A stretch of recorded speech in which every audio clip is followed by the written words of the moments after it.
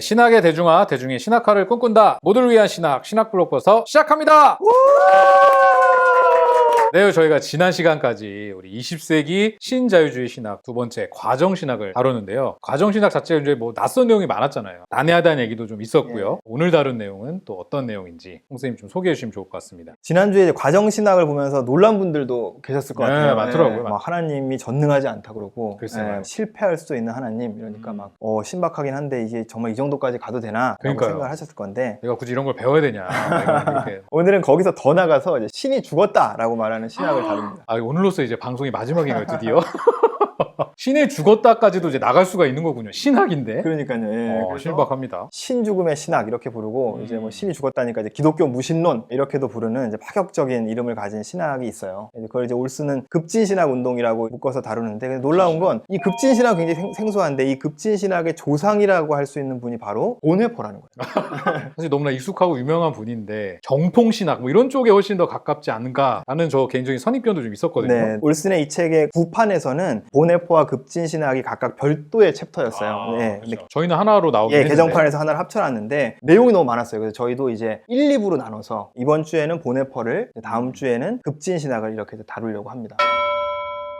보네퍼 독일 사람이고 이제 말씀하신 대로 우리한테 너무 유명한 분. 근데 신학자로서보다는 순교자로 더 유명한 거죠, 그죠? 히틀러에 맞서다가 이제 처형당하면서 좀 신학자로 꼽혀보기도 전에 이제 일찍 생을 마치게 됩니다. 생애는 이제 워낙 잘 알려져 있고 이제 알 수 있는 정보들이 많아서 이제 생략하고요. 또 우리 책을 참고하셔도 되고요. 이제 보네퍼의 삶과 순교는 이제 이후 기독교 세계에 엄청난 영향을 이제 미쳤어요. 아쉽게도 이제 신학자로서는 이제 일찍 돌아가신 바람에 체계적으로 신학을 이제 정리하고 제시할 기회를 얻지 못했던 거죠. 주로 이제 단편적인 기록들이 많이 남아 있고요. 그 중에서도 대중적으로 제일 유명한 것은 나를 따르라 그리고 이제 성도의 공동생활. 저의 최애 책 중에 하나. 오, 읽어보셨어요? 그럼요. 최애 책이라니까. 정말 소장용으로 제가 리스펙합니다. 예. 근데 오늘 이제 우리는 보네포의 후기 사상을 이제 주로 보려고 하는데 그 후기 사상이 가장 잘 드러난 건 옥중서신이에요. 감옥에서 썼던 글들을 모아서 이제 사후에 출간된 책인데요. 이 옥중서신에서 보네포의 문제의식은 뭐냐면 현대 사회에서 기독교는 어떤 모습이어야 하는가 하는 거였어요. 여기서 이제 보네포는 현대 사회를 성인이 된 세상이다 또는 뭐 성숙한 세상 이렇게 번역하기도 하는데 칸트가 처음 사용한 개념이라고 해요. 근데 이 성인이 된 세상이라는 게 어떤 의미냐면 철저히 세속화된 세상, 그러니까 세상의 이제 어떤 마지막 성숙 단계, 세상을 설명하는 데나 어떤 삶의 문제를 해결하는 데 있어서 신을 전혀 필요로 하지 않는 세상, 이제 이런 뜻이라고 해요. 이제 보네포가 보기에 세상은 이렇게 이제 성인이 되었는데 기독교는 여전히 세상이 설명하지 못하고 해결하지 못하는 문제만 하나님을 끌어들이는 수준에 머물러 있다는 거예요. 이런 전략을 가지고 틈새의 신이라고 불러요. 좀 쉽게 설명해보면 이런 거예요. 고대인들한테 번개는 이제 너무 이해할 수 없고 신비로운 현상이었어요. 그래서 신이 보내는 어떤 경고나 벌이 아닐까 이제 이렇게 생각했던 거죠. 근데 만약에 이제 교회가 스스로 자 번개를 봐라, 저 번개를 어떻게 신 말고 어떻게 설명할 수 있냐, 신이 존재하는 증거다라고 주장을 한다면 이런 게 바로 이제 틈새의 신 전략인 거예요. 잠깐 동안은 통하는 것처럼 보일 수 있어요. 근데 이제 이후에 과학이 이제 번개의 메커니즘을 밝혀내면 어떻게 되는 거예요? 신이 화가 나서 번개창을 던지는 게 아니었네? 번개는 반대로 신이 없다는 걸 입증하는 사례로 이제 여겨지게 되는 거죠. 예전에 이제 우리가 진화를 다루면서도 몇 번 얘기했었지만 사실 이 세계의 메커니즘을 과학이 밝혀내는 것과 그런 세계를 만든 신이 존재한다는 것은 별개의 영역이거든요. 근데 이제 기독교가 스스로 만약에 과학이 아직 설명 못한 뭔가를 이제 신이 있는 증거로 내세우는 이 틈새의 신 전략을 쓰게 되면 어떻게 될까요? 그 결과로 신이 과학이 설명 못하는 영역으로만 쫓겨나고 과학이 발달하면 점점 신이 축소되는 거죠. 그러면서 계속 또 과학과 신앙은 대립구도가 될 수밖에 없는 거죠. 세속사회에서 신은 결국 신자의 삶이나 내면 같은 사적인 영역에만 이제 머물게 되는 거죠. 틈새의 신에 대해서 조금 더 자세하게 알고 싶으면 저희 채널 안에 있는 과학과 신앙에 대한 101가지 질문에 29회를 보시면 될 것 같아요. 우리 신학 블록버스터 안에서의 어떤 연결을 넘어서 이제 채널 내의 다른 방송도 이제 같이 보면서 공부를 해보자. 이거야말로 틈새 홍보죠, 그죠?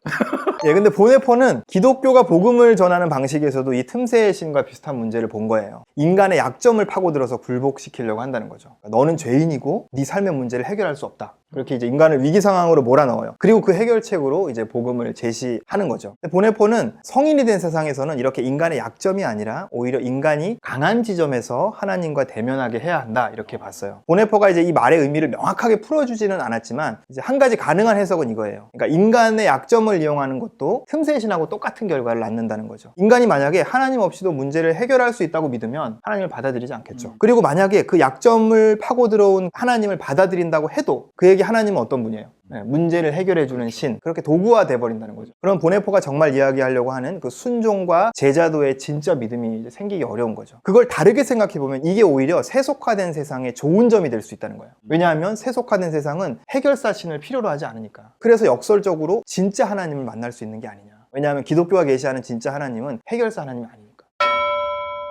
그럼 보네포는 하나님을 어떤 분으로 제시하느냐, 그 답을 알려면 이제 보네포의 기독론을 봐야 돼요. 보네포에 따르면 하나님이 누구신지를 알려면 우리는 예수의 십자가를 봐야 한다는 거예요. 십자가에서 하나님은 어떻게 나타나냐? 타자를 위해서 고난당하는 존재로 나타난다. 이 하나님이 타자를 위한 존재라는 거가 보네포 신학의 핵심이라고 할 수 있어요. 보네포에게 이것은 어떤 기독교 윤리, 교회론 등 신학의 다른 모든 영역에 대한 대답이 되는 거죠. 그리스도인은 누구냐? 타자를 위한 존재다. 교회는 무엇이냐? 타자를 위한 공동체다. 이런 식으로 확장돼 가는 거죠. 근데 이제 이런 신을 믿기에는 해결사 하나님을 의존하던 그 근대 이전의 세상보다 성인이 된 현대 사회가 더 나을 수 있다는 거죠. 보네포는 옥중서신에서 그래서 이렇게 말해요. 이제 세계는 어른이 되었고 세계는 더욱 신을 믿지 않으며 바로 그러한 이유에서 세계는 전보다 더 신에 가까이 있다. 세속사회의 어떤 그 비종교성을 부정적으로만 볼 게 아니라 신에 의존하지 않는 이 세상에게 진짜 하나님이 어떤 분인지 드러내 보여주자, 이제 이런 주장이죠. 그럼 보네포는 이제 성인이 된 세상에서 그리스도인이 어떤 모습이어야 한다고 봤나? 보네포가 강조한 것은 그리스도인은 철저하게 세상 속에 존재해야 한다는 거예요. 교회 안에만 머물고 세상과 분리된 종교성이 아니라 철저하게 세상 속에서 타자를 위한 삶으로 거룩을 드러내 보여야 한다, 이렇게 얘기했어요. 그래서 보네포는 이것을 거룩한 세속성이라고 이야기했고, 이러한 보네포의 기획을 가지고 이제 종교 없는 기독교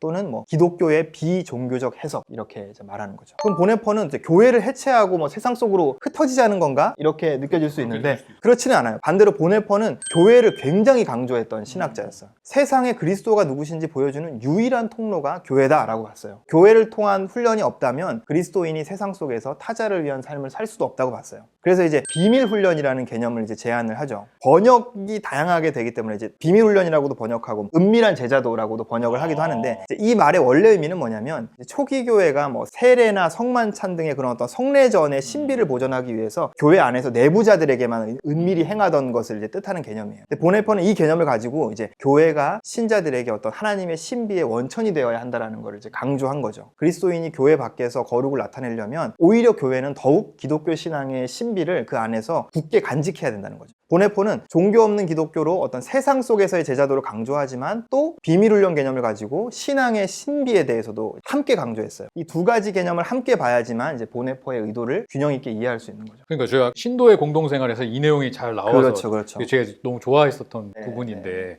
교회랑 세상과 이거 일상이 어떻게 유기적으로 돌아가야 되는지의 어떤 방향성을 던져주는 것 같아서 좋아했었거든요. 오늘 만난 보네포는 약간 낯설죠. 종교 없는. 그러니까 갑자기 속았나? 막 이런 신선한 접근이라는 생각은 분명히 있어요. 맞아요. 예. 이제 보네포에 대한 비판도 있었겠죠. 보네포 신학에 대한 가장 큰 비판은 보네포가 현대 세계를 바라보는 관점에 관한 것이겠죠. 그러니까 현대 세계가 정말 보네포가 말한 대로 성인이 된 세계, 성숙한 세계냐라는 거죠. 현대 세계가 신을 떠나서 인간의 자율성을 따라서 걸어간 결과가 사실 얼마나 처참하냐는 거예요. 세계 대전에 냉전, 환경 파괴, 이런 비판은 물론 일리가 있어요. 근데 저는 일부는 보네포의 아이디어에 대한 오해라고 생각을 해요. 앞에서도 봤듯이 보네포가 성인이 된 세상을 말한 것은 세상이 이제 멋대로 가도록 내버려두라는 의미가 아니었어요. 그가 살았던 세계가 어떤 세계였어요? 히틀러의 세상이었거든요. 보네포는 세상의 악함을 뼈저리게 느끼고 알 수밖에 없었고 인정할 수밖에 없었고, 그래서 더욱 그리스도인들이 세상에 치열하게 참여하고 책임져야 한다고 봤어요. 보네포가 사실 바르트의 영향을 굉장히 많이 받았는데 그럼에도 바르트의 신학을 비판하는 지점이 뭐냐면 바르트는 신학이 교회를 위한 것이라고 본 나머지 너무 교회를 향해서만 말하고 세상을 포기했다, 이제 이런 비판들을 하거든요. 그런 면에서 볼 때는 보네포가 말하는 세속 세속 개념을 조금 잘못 이해하고 하는 비판이 아닌가라는 생각도 듭니다.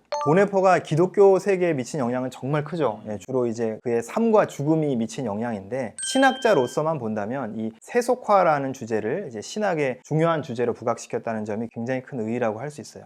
이게 이제 우리가 다음 주에 살펴볼 급진 세속 신학에 이제 큰 영향을 미치게 되는 거죠. 이렇게 해서 이제 저희가 다음 급진신학과 세속신학으로 넘어가게 되는데 2부로 보네퍼랑 연결고리가 생긴다는 것까지 저희가 오늘 보고 다음 주에 급진신학 뒤이어서 보면 좋을 것 같습니다. 예. 오늘 여기까지 인사드리고 다음 시간에 2부로 다시 한번 찾아뵙도록 하겠습니다. 같이 인사할까요? 네. 감사합니다.